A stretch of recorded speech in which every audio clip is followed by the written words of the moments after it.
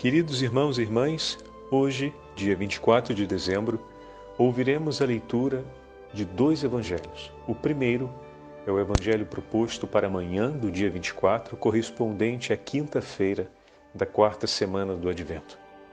O segundo evangelho é aquele proposto para a noite de Natal, o evangelho da solenidade do Natal, proposto para a missa do dia 24 à noite. Primeiro evangelho, o evangelho para a quinta-feira da quarta semana do tempo do Advento. O Senhor esteja convosco, Ele está no meio de nós. Proclamação do Evangelho de Jesus Cristo segundo São Lucas. Glória a vós, Senhor.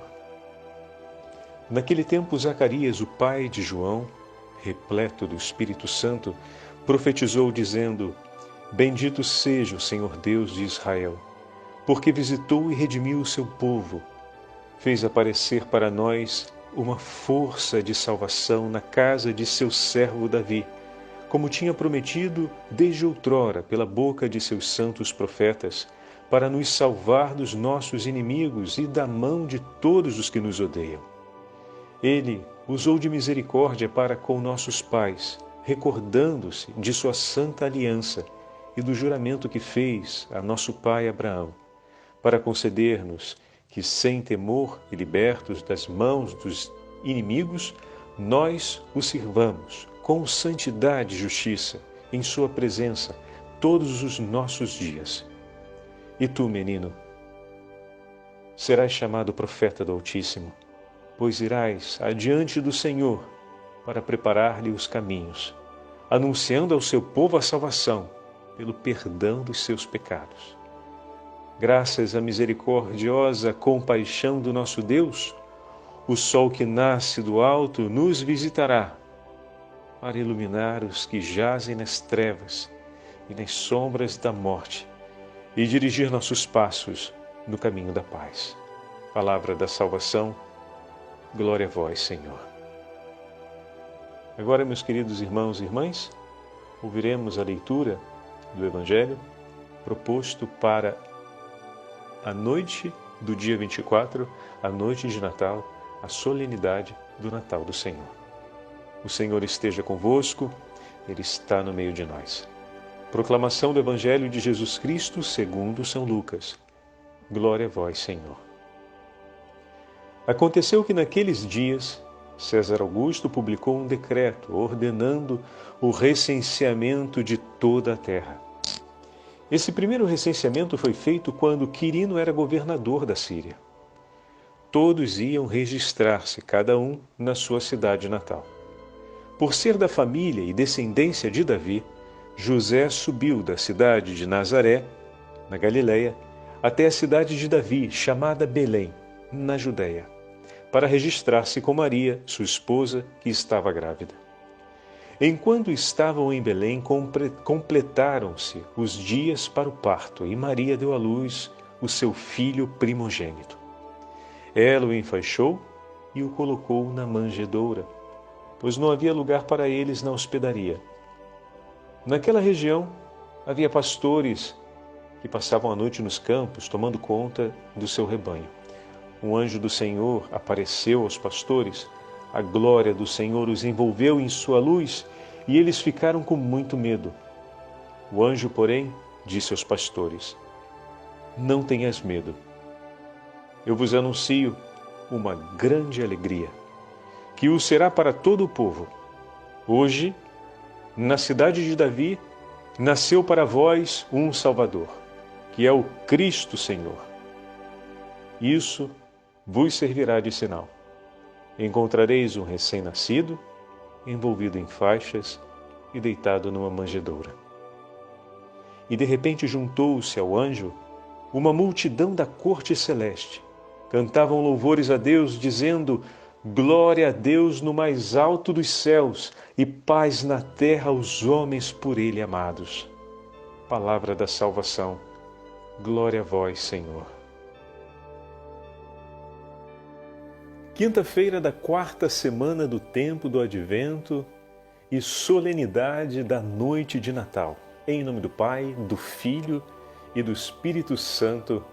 Amém.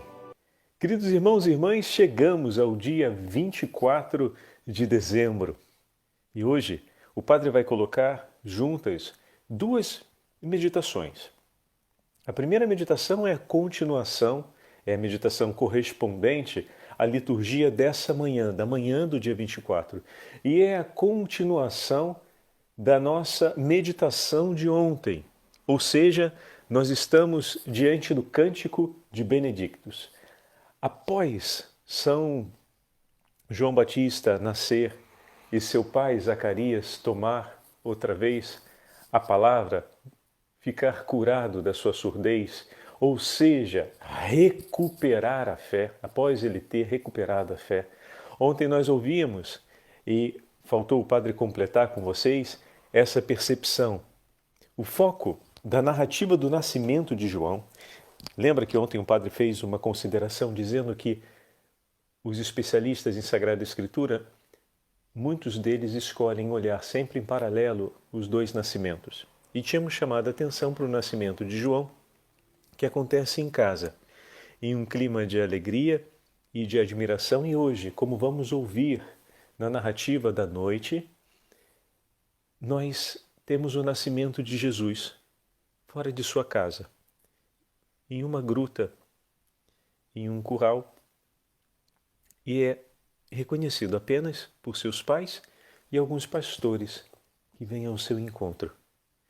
Todo o foco da narrativa do nascimento de São João está orientado para o episódio da circuncisão, enquanto a narrativa do nascimento de Nosso Senhor está orientada para o anúncio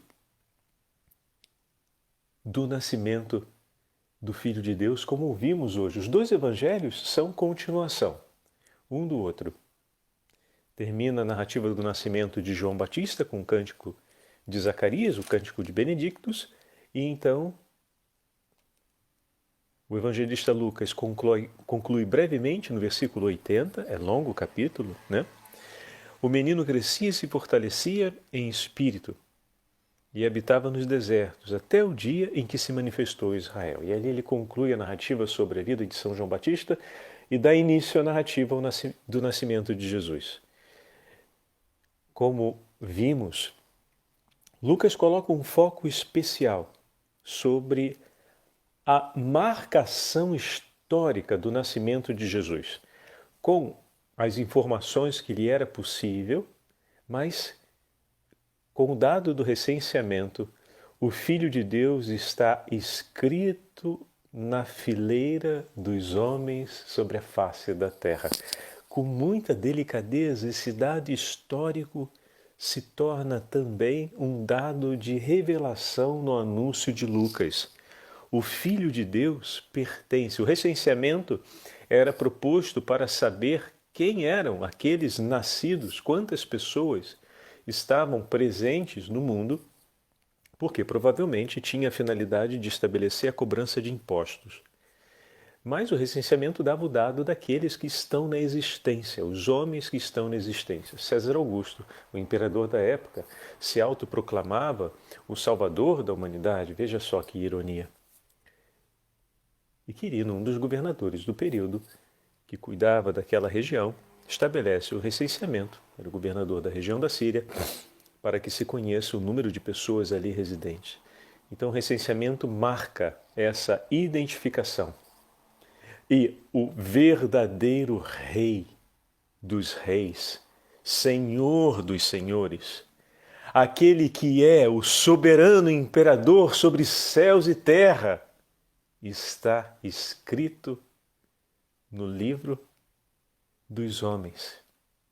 Aquele que traz nas mãos o livro da vida, o cordeiro que será imolado, aquele que no livro do Apocalipse tem o livro nas mãos, que contém os 7 selos e que só ele pode abrir e apresentar os nomes que ali estão escritos. Bem-aventurados sois vós, porque os vossos nomes estão escritos no livro da vida. Vocês se alegram porque o demônio vos obedece, mas a vossa alegria deveria ser maior por saber que os vossos nomes estão escritos no livro da vida, no livro que eu trago nas mãos.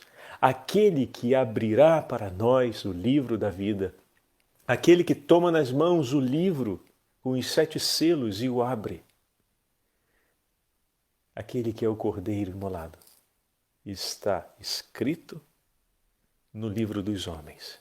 O que traz nas mãos o livro da vida e nos abre para a vida eterna, aquele que nos escreve no livro da eternidade, está escrito no livro dos homens. Está no meio de nós. A sua existência está no meio de nós. Aquele que era e que é desde toda a eternidade, Ele que é o Alfa e o Ômega, como vamos ouvir na narrativa do texto de amanhã, aquele que é a luz que brilha nas trevas, está escrito conosco, está no meio de nós.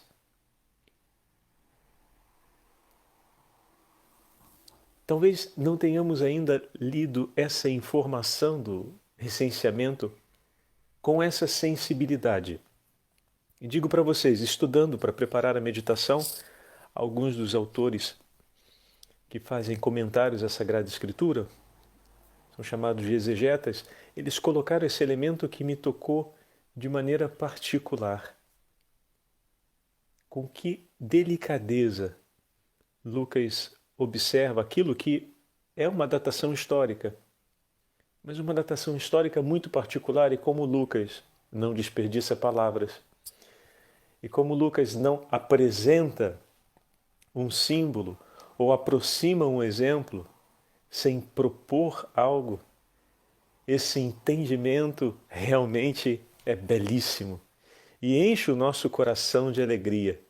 O Senhor está no meio de nós, está escrito entre os nossos.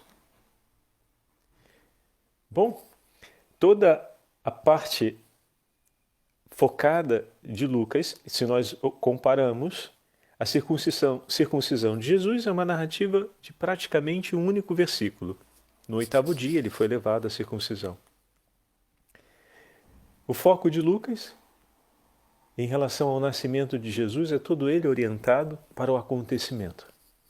Ele faz a marcação histórica, observa esse detalhe do recenseamento, e diz que José, subindo para a cidade de Nazaré, na Galileia, para a Judéia, cidade de Davi, chamada Belém, por ser da casa e da família de Davi, para se escrever com Maria, sua mulher, estava grávida. Enquanto lá chegam, se completam os dias. E Maria dá à luz ao seu primogênito, aquele que nós vamos declarar unigênito. Com essa delicadeza, Lucas, mais uma vez, o evangelista da Virgem Maria, mais uma vez recolhe uma categórica afirmação e conclusão da parte dos primeiros cristãos sobre a virgindade da Santíssima Mãe de Deus.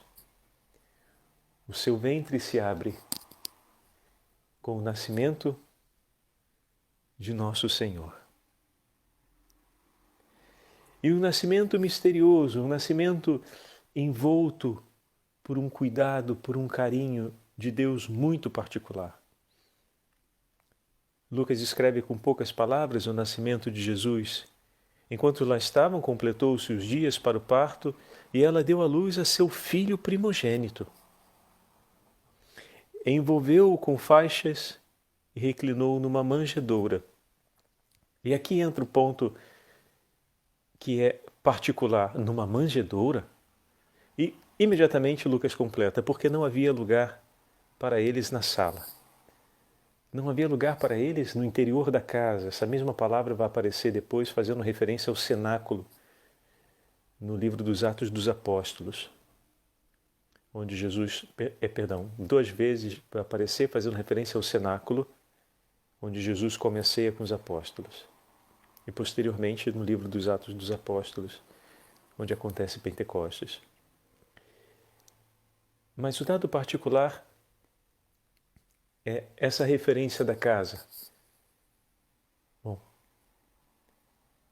ao mesmo tempo que não se abrem as portas para acolher a mãe do Senhor, que está grávida, porque não tinha lugar nas hospedarias, afinal a cidade estava cheia. O nascimento de Jesus na estrebaria, se a gente pode assim considerar, uma vez me chamou muita atenção essa interpretação sobre o dado de escolher o mais humilde e o mais simples, porque normalmente a casa se esvaziava para a mulher dar à luz, porque é um momento íntimo da mulher. E depois tem todo, no caso de um parto, como das outras mulheres, não o parto da Virgem Santíssima, ele é marcado por dor, por sangue, enfim, muitas vezes pode ser dramático por conta da posição do neném, e isso exige uma certa reserva. E como as casas daquela época não eram casas com divisões explícitas de cômodos, na hora do parto a casa ficava inteiramente entregue à pessoa, a mulher que estava para dar à luz, e os demais membros da família saíam, davam espaço para que pudesse a parteira acompanhar, talvez com mais uma ou duas pessoas, uma ou duas mulheres, acompanharem, e quem sabe o marido, acompanhar o parto. E aqui, o Senhor com tanta humildade, até no seu nascimento, Ele não incomoda o lugar reservado para que ela pudesse dar à luz sem incomodar a ninguém. Seria ali, naquela estrebaria. E assim a mãe do Redentor se recolhe e sem incomodar. Um Deus que não incomoda, um Deus que é tão bondoso, que espera da nossa parte o amor. Por nada em toda a sua história foi causa de incômodo.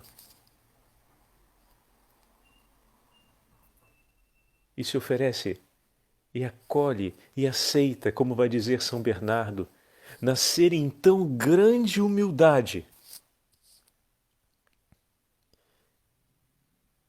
recolhido em um ambiente que se torna digno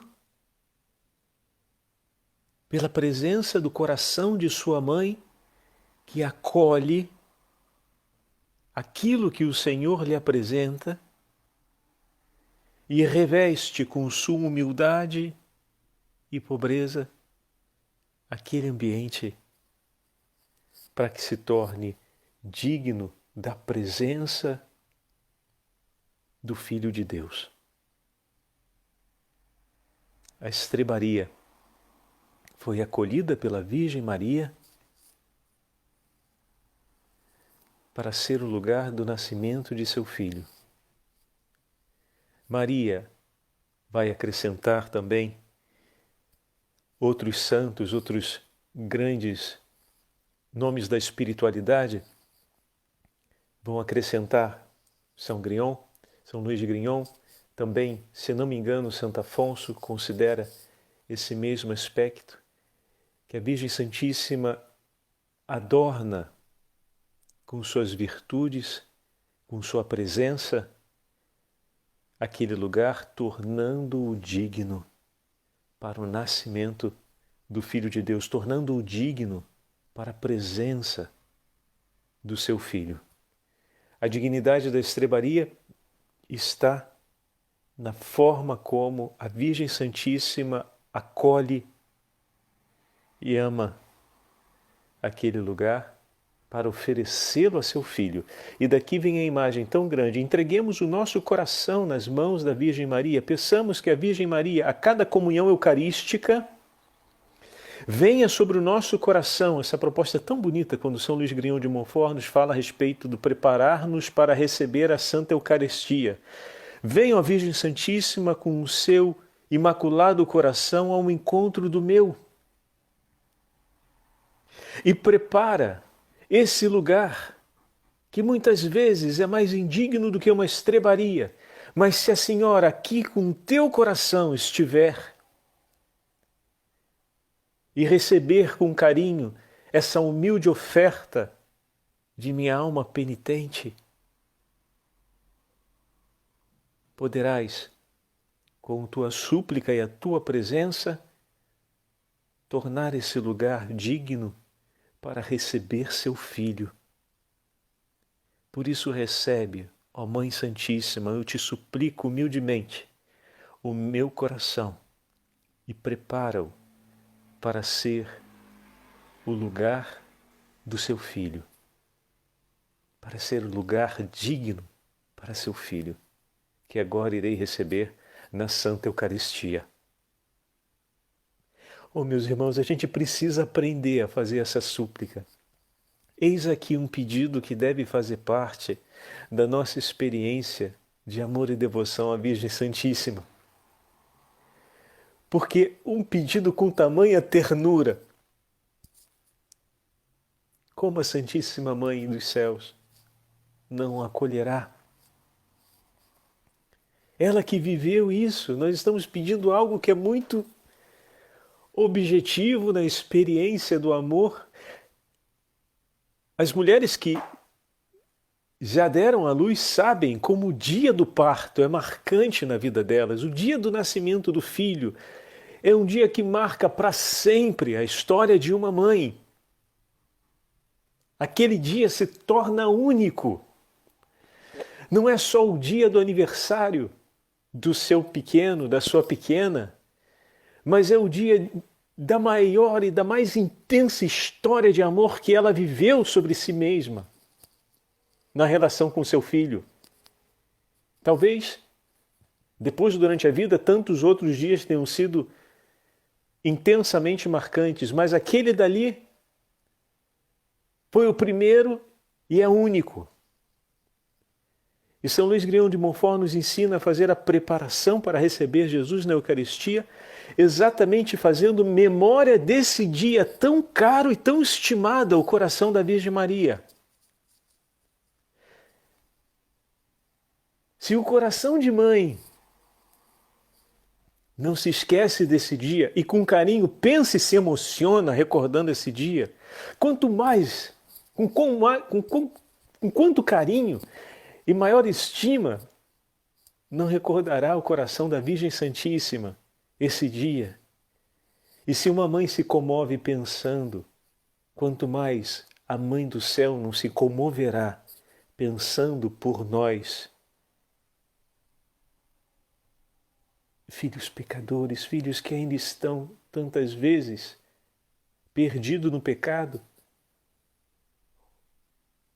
ou em situações de gravíssimo risco, com o tentador, o inimigo de Deus que nos cerca a todo instante, e que lembramos a essa mãe tão doce. Mãe, mãe, cuida do meu coração. Eu quero amar Jesus e oferecer a Ele um coração digno para que Ele possa estar e ser amado. Vem, mãe, e prepara o meu coração, como preparastes aquela gruta de Belém, onde a Senhora o recebeu pela primeira vez nos braços. Vem, mãe, prepara o meu coração. Prepara a minha casa, prepara a minha família. Como a Senhora preparou aquela gruta em Belém para ser o lugar onde pela primeira vez a Sagrada Família se reuniu braços, abraços. Vem, Senhora, preparar a minha casa e a minha família na celebração dessa noite de Natal, para que também o Senhor, chegando nessa noite, encontre na nossa família os corações tão felizes e tão dignos de recebê-lo, como encontrou o seu coração e o coração de São José naquela noite bendita de Belém.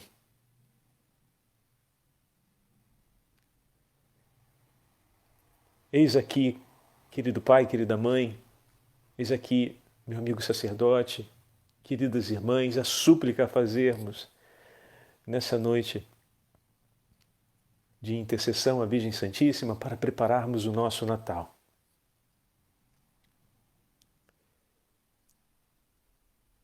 No Evangelho dessa manhã, vimos ali a imagem de Zacarias com o seu canto. Voltando ao nosso paralelo, deixamos agora por um instante a gruta de Belém e voltemos à pequenina cidade nas montanhas, aonde nasceu João Batista, que está nos braços de Isabel, acompanhada de Zacarias, miraculado, agora curado da sua incredulidade, que vê o povo de Deus, que se admira o que será esse menino, e ele sabe, porque o anjo lhe revelou. E agora ele que proclama a palavra, ele que agora tem para si a palavra do anjo, ele agora que não tem mais em si duas palavras, mas a sua palavra, a sua voz pertence a Deus. Ele se torna voz também, como será o seu filho. Começa um cântico repleto do Espírito Santo e, como falávamos ontem, profetiza o sol nascente que nos veio visitar. A profecia cantada por Zacarias começa, como todo canto da história de Israel, com a fórmula: bendito seja Deus de Israel. Bendito seja o Deus de Israel, porque visitou e redimiu seu povo. A visita de Deus, meus irmãos, é sempre para nos trazer a paz. É para trazer a remissão dos pecados. Deus visita o homem e, ao visitar-nos, nos traz aquilo que lhe é próprio, a santidade. Para que nós possamos estar na presença de Deus, é necessário que o nosso coração esteja puro. É necessário que sejamos alcançados, primeiro, pelo perdão do Senhor. Deus, que nos chama para junto de si, nos faz dignos para poder estar em sua presença. Se vai à presença do rei com as vestes justas, se apresenta diante do rei com a dignidade que é própria para aqueles que adentram a corte real. Então, se o Senhor vem ao nosso encontro, Ele vem para nos tornar homens e mulheres santos. Ele visitou e redimiu o seu povo. E suscitou uma força de salvação para a casa de Davi, seu servo, como prometera aos nossos pais. Desde dos patriarcas, passando pelos reis e pelos profetas, o Senhor prometeu e cumpriu sua palavra, lembrando-se da sua aliança. Pois Deus é fiel e em sua fidelidade jamais nos abandona, desde toda a eternidade. Pensou no mistério da encarnação. Desde toda a eternidade nos amou e escolheu permanecer conosco. Então, Zacarias aqui está cantando os prodígios do Senhor, está declarando para todos nós o coração de Deus. Deus, em seu infinito amor, é assim. Zacarias faz a memória de um Deus que é como Ele é. Ele é amor, é fidelidade, Ele é perdão, é compaixão. Esse Deus que não sofre de falta de memória, se recorda das nossas passagens ao longo da história e nos ama em cada uma delas. Se recorda da ofensa sofrida, mas quando suplicamos o seu perdão, se comove conosco por conta de nossas lágrimas e, perdoando os nossos pecados, cancela as nossas faltas e se esquece por completo de todo o mal que fizemos. Que Deus bondoso é esse? É aquele que vem à frente do seu povo. É aquele que envia João Batista para preparar o seu povo para poder recebê-lo. Esse é o Deus que escolhe o ingresso do seu filho na história, na simplicidade da gruta de Belém. Naquela noite, meus irmãos, testemunharam o nascimento de Jesus, sua mãe, em seguida São José. Como falamos, o parto era um momento muito reservado. E muito provavelmente José não acompanhou o parto em si.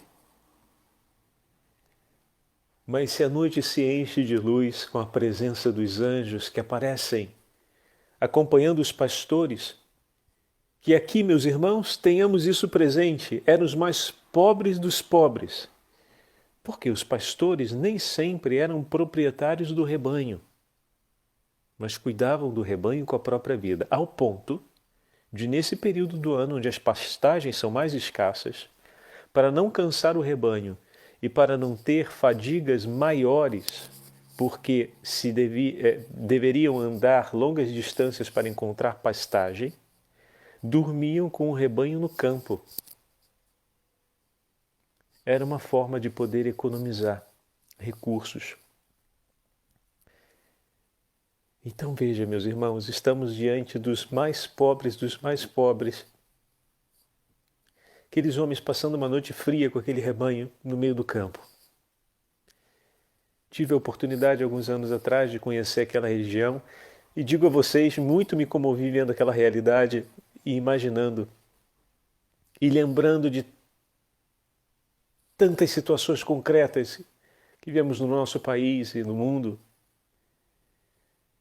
da total precariedade com a qual tantos de nossos irmãos vivem. E naquela noite bendita estavam ali e o Senhor escolhe se revelar aos pequeninos, de fato aos pequeninos.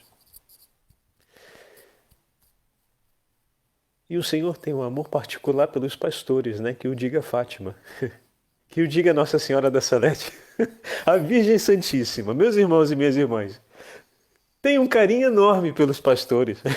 Não é sem razão, foram os primeiros que ela recebeu para ver seu filho. Os primeiros convidados da Sagrada Família a visitarem Jesus foram os pastores. Que amor Nossa Senhora não tem pelos pequeninos pastorinhos da Fátima, por Melanie e Massimínio, os dois pastorinhos de Nossa Senhora da Salete, a nossa pequenina Bernadette, a Lourdes. Impressionante. Não é coincidência, não tenho como coincidência, por favor, porque não acontece por coincidência. Que carinho, que carinho. E os anjos aparecem naquela noite e enchem de luz a pastagem. E, obviamente, diante de um fenômeno daquele, vem o medo. Vocês repararam? O rebanho não se dispersou. As ovelhas se assustam com muita facilidade. Mas o rebanho ali não se dispersa, porque a presença de Deus não causa, jamais causará dispersão no rebanho. E a primeira coisa que os anjos dizem: não tenhas medo, não temais. Eis que eu vos anuncio uma grande alegria. Antes de continuar o anúncio da alegria, se os anjos encheram de luz o campo onde estavam os pastores, quanto mais não se encheu de luz o presépio a Belém, a gruta em Belém, aonde Jesus nasceu. Muito bem, agora São José pode entrar. Pois nasceu um menino, pode ter ficado aquela pergunta: e como São José soube quando nasceu? Através do choro? Eu acredito que não houve o choro pela razão de que o parto de Nosso Senhor foi isento de todo o sofrimento que é próprio. Mas se os anjos encheram de luz a pastagem, como não se encheu de luz? Porque ali, ao momento do seu nascimento, o inteiro céu cantava e bendizia a Deus nas alturas, como nós vamos ouvir na continuação da narrativa dos pastores. Voltemos aos pastores. Eu vos anuncio uma grande alegria, disse o anjo, que será para todo o povo. Nasceu hoje um Salvador, que é o Cristo Senhor, na cidade de Davi. Vocês estão vendo que é tudo grandioso? Aqueles homens são os menor dos menores, os mais pequeninos, que estão ali na pastagem, dormindo para economizar, guardando o rebanho, para fazer com que o rebanho fique mais gordinho, para que eles venham a ganhar o salário digno no final do mês ou do serviço. Eu não sei como é que era feito o pagamento naquela época, mas dependia, se as ovelhas estavam magras e mal cuidadas, em sofrimento, seguramente o pagamento que receberiam não seria muito bom. Então eles estão ali, sofrendo, cuidando, dividindo a sorte do rebanho durante aquela noite, porque não era só dormir, e se aparecesse um lobo eles iam precisar enfrentar, precisavam expulsar também outros animais que talvez viessem pelo cheiro das ovelhas, enfim. E está o anjo dizendo para eles: nasceu um Salvador. Bom, é um rei, é um nobre, um Salvador. Ele é o Cristo, é o ungido do Senhor. E na cidade do rei Davi, só está piorando para o nosso lado. Mas saber disso tudo é muito bom, para a gente é uma alegria muito grande. Mas o que a gente vai fazer? É claro que sabendo de uma notícia dessa, a gente fica feliz e a gente quer poder honrar esse rei. Mas desse jeito que a gente vai lá, olha como é que a gente está aqui. E a ovelhada que está aqui com a gente. E olha a noite que a gente está passando. Então, a notícia é recebida com alegria, mas ao mesmo tempo essa notícia é marcada por uma grande nobilidade. O Salvador, o ungido do Deus Altíssimo, nasceu na cidade do rei Davi. Muito bem. Isso vos servirá de sinal. Pronto, agora o anjo vai dizer o sinal. Porque é claro que diante de uma notícia dessa a gente quer ver esse rei. Mas sabendo que é uma pessoa assim tão nobre, a gente não vai poder ir na presença dele. Mas é bom a gente saber quem ele é, porque assim, em algum momento a gente vai poder vê-lo. Isso vos servirá de sinal, diz o anjo. Encontrarei um recém-nascido, envolto em faixas, deitado numa manjedoura.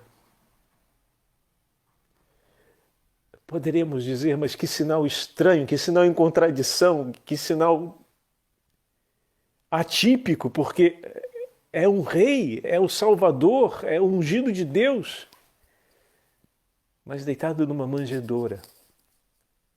A manjedoura a gente conhece. Se o rei deita na manjedoura, que nós já enchemos tantas vezes para as nossas ovelhinhas comerem, esse rei recebe a gente, se a gente for lá. Se ele é tão pequenininho, é recém-nascido, e já está ali, aonde nós levamos as nossas ovelhinhas para comer, ele vai receber a gente. A gente vai poder vê-lo, até nós que somos os menores dos menores. Podemos ver esse rei. Sabemos perfeitamente onde ele está, não vamos procurá-lo nos palácios, na casa dos nobres. Ele está ali, aonde nós vamos, aonde nós passamos, aonde nós levamos as nossas ovelhinhas quando estamos em segurança na cidade. Levamos para uma gruta e damos de comer a elas também, quando temos em uma manjedoura, em um comedor para animais. De repente juntou-se uma multidão de anjos, o exército celeste. Meus irmãos e minhas irmãs, essa é a visão que nós teremos. Já nos foi apresentada no livro do Apocalipse, além do Evangelho, e essa é a visão que nós teremos por toda a eternidade. A multidão do exército celeste se apresenta para cantar glória a Deus no mais alto dos céus e paz na terra aos homens por ele amados. Imagina essa cena. Imagina essa cena.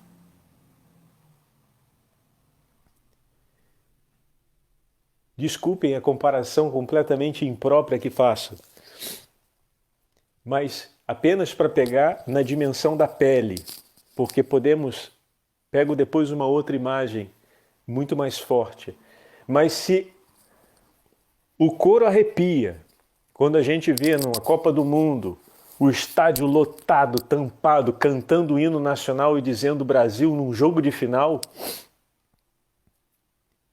imagina o quanto não impacta ver a milícia celestial presente cantando. Agora, para não achar que é uma realidade distante, quantas vezes na hora da missa, no momento em que cantamos Santo, Santo, Santo, Senhor Deus do Universo, o céu e a terra proclamam a vossa glória, usando nas alturas o cântico do Apocalipse, o canto da glória dos céus, cantam todos os céus, todo o céu canta conosco, os anjos, os santos estão ali cantando conosco. Quantas vezes você já sentiu o teu coração arder e também você ficar completamente arrepiado, ou seja, os teus sentidos capturarem ali algo que te impressiona e te impressiona muito mais intensamente do que uma torcida de futebol.